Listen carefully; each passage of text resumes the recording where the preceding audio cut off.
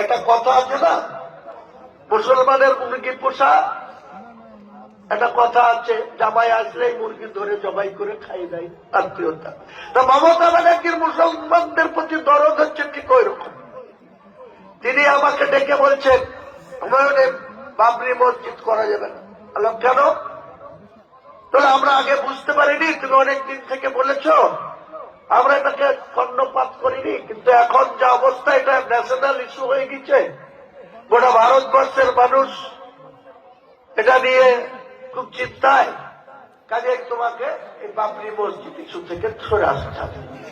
আমি বললাম আমি কোনো মতেই এই ইস্যু থেকে সরব না, কারণ সুপ্রিম কোর্ট যে রায় দিল তাতে তো বাবরি মসজিদ করার জন্য 5 একর 15 বিঘি জায়গা দিয়েছে, সেখানে তারা করতে পারেনি। আমি তো আপনার অর্থ সাহায্য চাইছিলাম।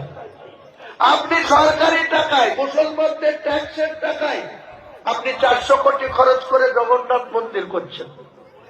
আপনি 1,10,000 করে হিন্দুদের পুজো করার জন্য অনুদান দিচ্ছেন।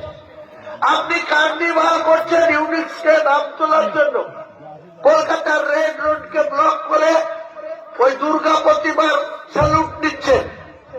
আপনি কলকাতার রাজারহাটে 1100 কোটি টাকার জায়গা, যেটা সরকারি সম্পদ, মুসলমানদের অধিকার আছে, সেটা হিন্দুদের ট্রাস্টকে দিয়ে দিচ্ছেন মন্দির করার জন্য।